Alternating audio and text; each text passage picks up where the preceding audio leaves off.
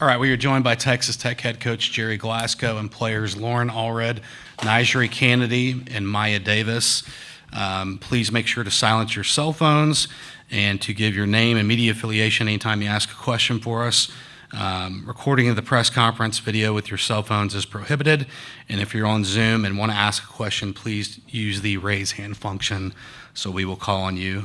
We'll start with an opening statement from Coach Glasgow if you have one, and if not, we'll just go straight to questions. We're extremely excited to be here. Really thrilled to get to represent Texas Tech and the Big 12 in the World Series. Worked really hard, really proud of the girls and what they've accomplished, and just can't wait to see them come out and play on the big stage. Questions? Okay. We'll go start second row on the left. Nathan Geese, Lubbock Avalanche Journal. This is for Lauren and Maya. You two got close to this point a couple of years ago. First, what does it mean for you to be able to be here now in Oklahoma City? And second part is, how much do you and the other Louisiana players talk to Alana about that Super Regional Series? So it's huge being here right now because we got really close our freshman year, and being able to get over that hump this year was just amazing. And we actually talked to Alana quite a bit about that Super Regional. Yeah, we are on Alana all the time about the Super Regional. Yeah. Okay, we'll go to third row on the left, Cliff. Yeah, Cliff Brown, Associated Press. Nigel, last time I saw you, you were standing right there and you had a championship belt over your shoulder, and you were doing interviews talking about that Big 12 championship. And one of the things you said was that you wanted to help them get back here. Now that that's a reality, can you talk about what it means to have done, kind of delivered on that goal? Yeah, it feels amazing, and honestly, I feel like every time just getting to Oklahoma City is obviously really hard. There's so many amazing teams who haven't made it to this point, so I just feel grateful to be here again. Okay, we'll go third row on the right to David.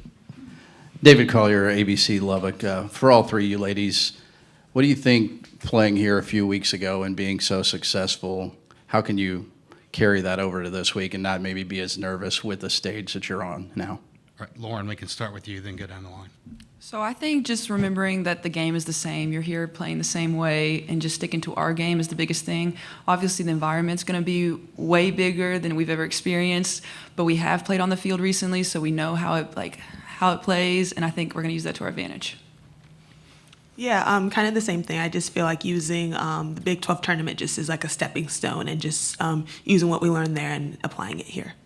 Yeah, just staying calm and play your game because it's still just the game of softball. Okay, we go front row left to Jenny. Jenny Carlson with the Oklahoman. When you started to build this roster, you went looking for hitters that could back up Nyjah. Talk about how they've evolved and why have they been able to be as good offensively as they have been? Maybe, I don't know, have they exceeded expectations for you even? Yeah.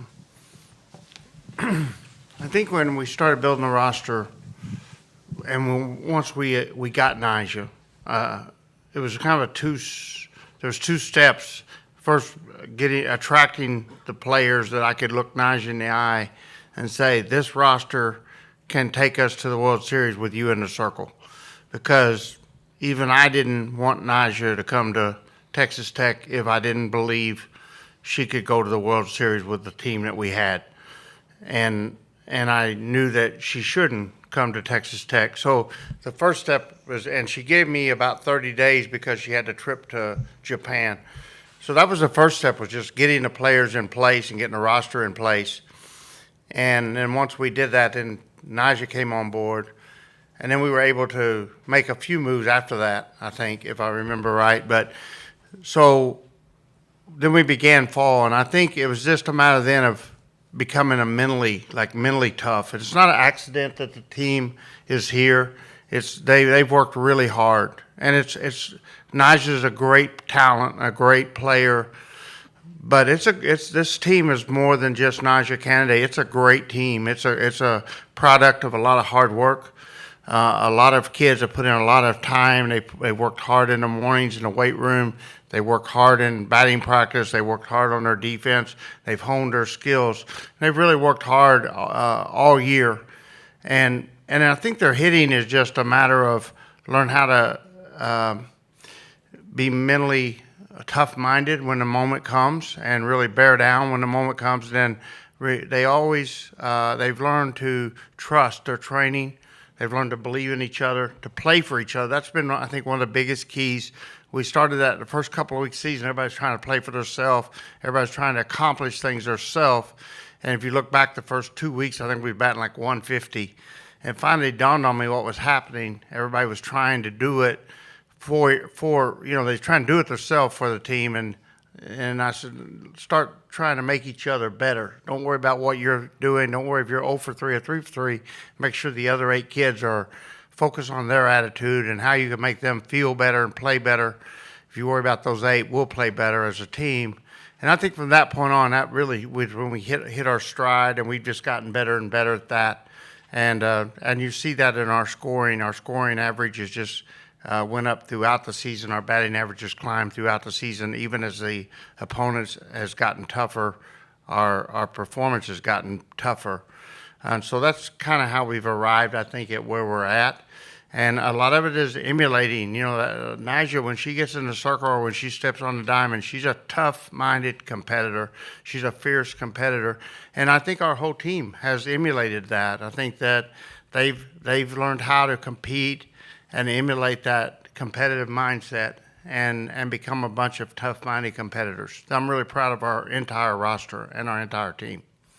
Okay, we'll go third row on the right to Justin. Justin McLeod, D1 softball. Lauren, for you, coming back from that injury last year, you had such a great freshman year. You get hurt last year.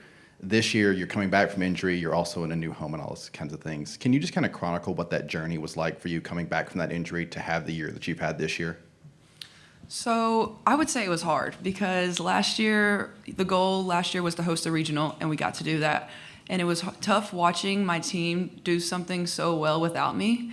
So coming into this year, I knew I wanted to try to make a mark and have an impact on the team, and being able to do that and work throughout the season, I think that's the biggest reward to the injury itself. Okay, we go front row left, Colton. Colton Sully, the Oklahoman. Jerry, I know you're focused on your players and Ole Miss, but I wanted to ask you about one of your former players, Sam Landry, and just her season and her journey to get to the World Series.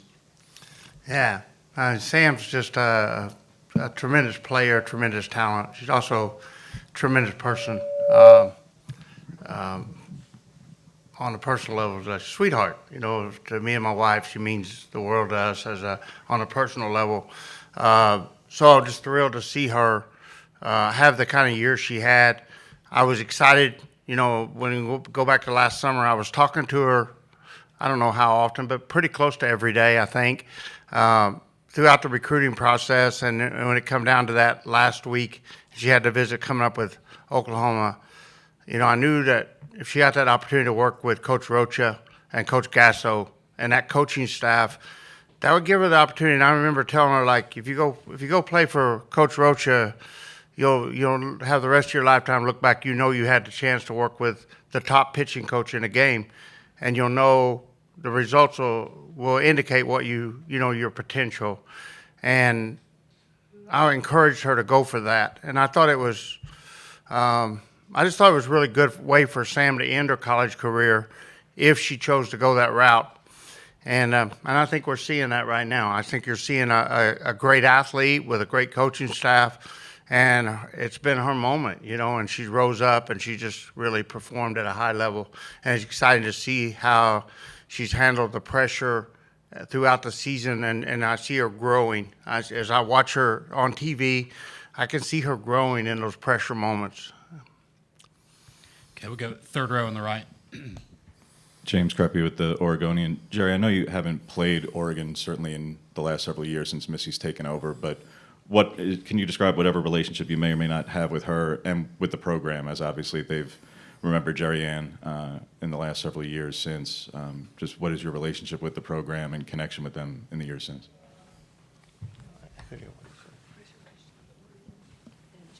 Oregon and Jerry Ann. You know, when Jerry Ann was at Oregon, my wife got to go to a lot of the games. I got to go to senior day. I got to go to the super regional. So I didn't get to go to the games on a regular basis like my wife did. When I got to go, it was so exciting and through the roof. You know, we were looking at pictures last night. Carol Brueggemann got to announce the regional, and she was showing us a picture of her sitting on the bench that they had in honor of Jerry Ann. And we were talking about, you know, we want to make a trip. I want to take my team out there. And I just want to sit on that bench for a few minutes. But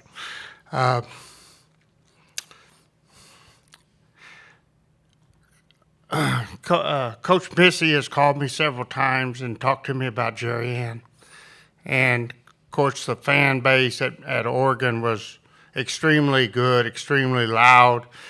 And it was really a special time in that era that she played there, getting to watch them. I got to watch them beat North Carolina State to go to the World Series, I believe. And I got to watch them get beat by UCLA when they were supposed to win and not go to the World Series, I think our senior year in 16.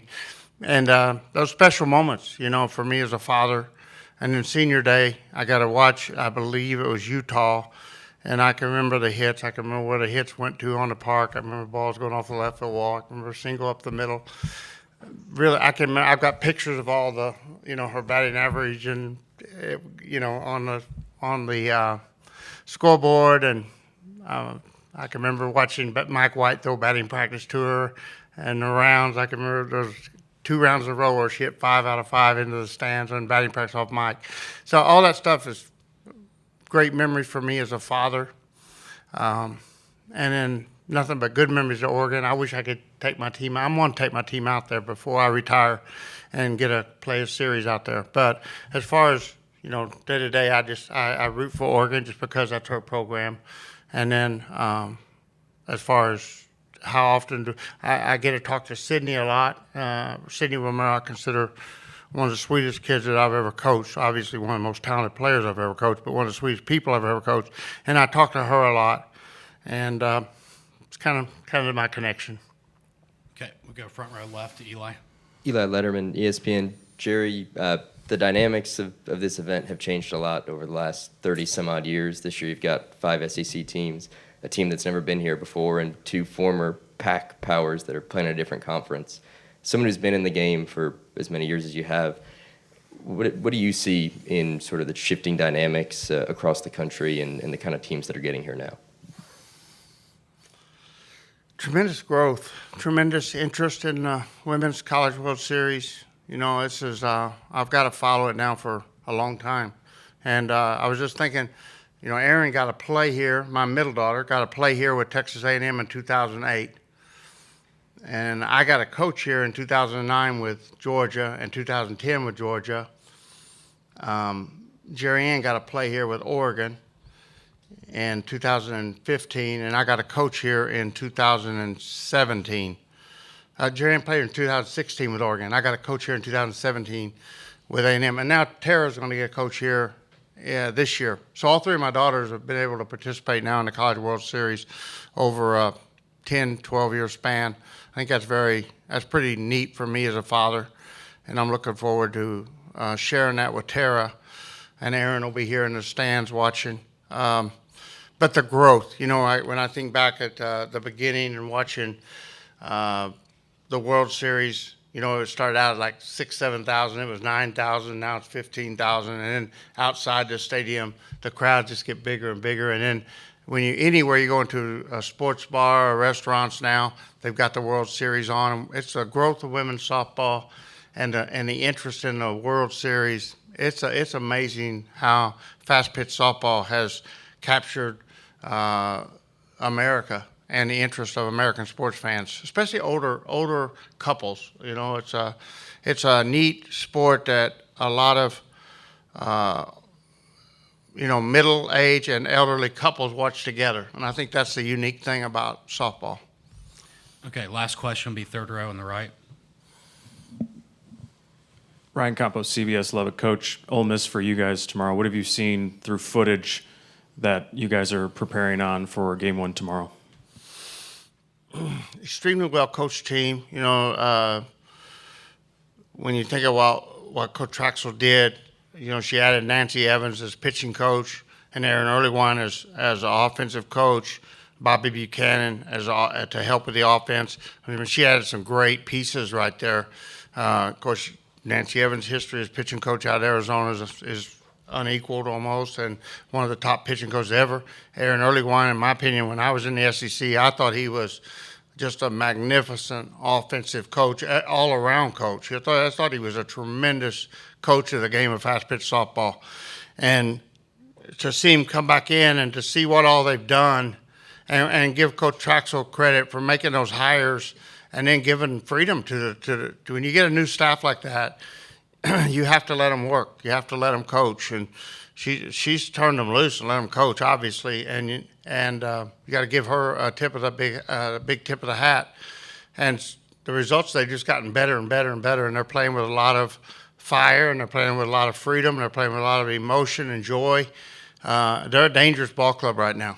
And I see a bunch of kids that are talented, but enormously free and loose on the field.